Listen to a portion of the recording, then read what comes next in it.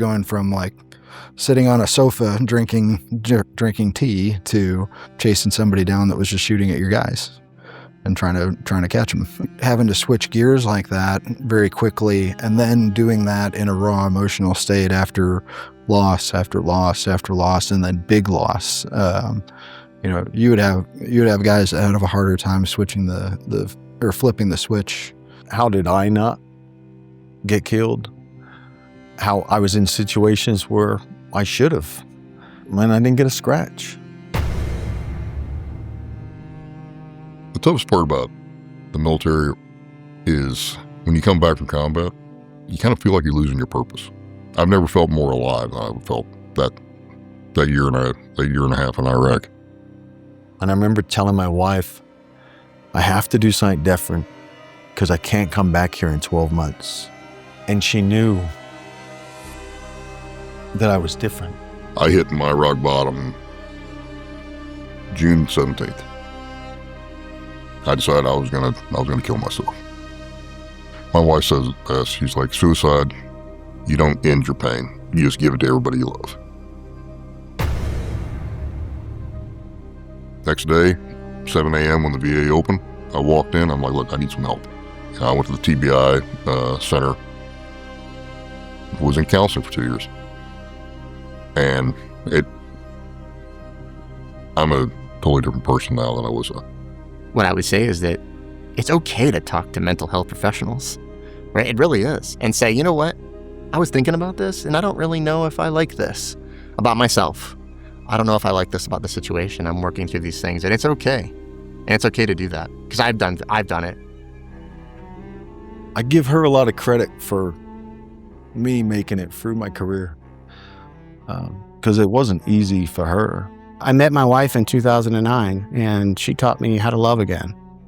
And she taught me what trust is. And she taught me all these things. And it re-energized me to focus on me. Shortly after meeting her, I guess about a year after, I got a great job opportunity in Dallas as a project manager.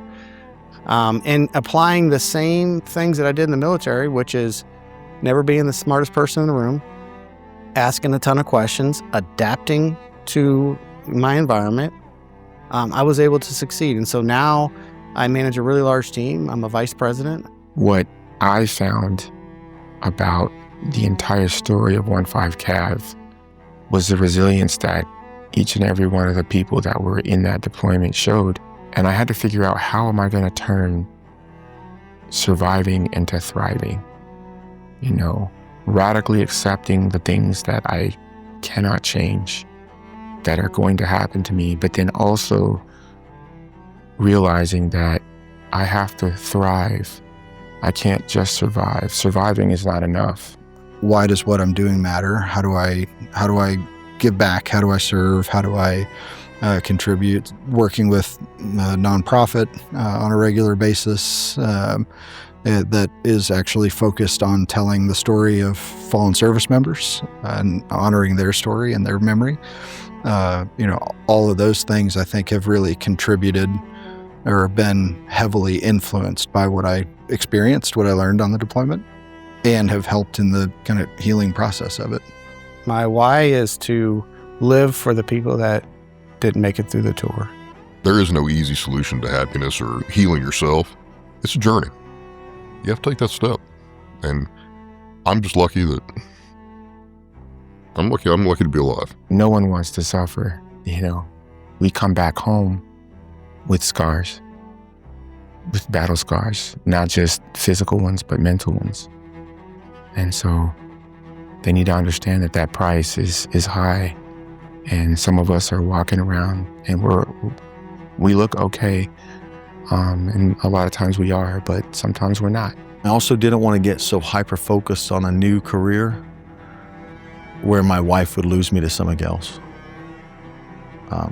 So I went and did the first hardest job in the world, which is taking care of a kid. And I helped with my granddaughter.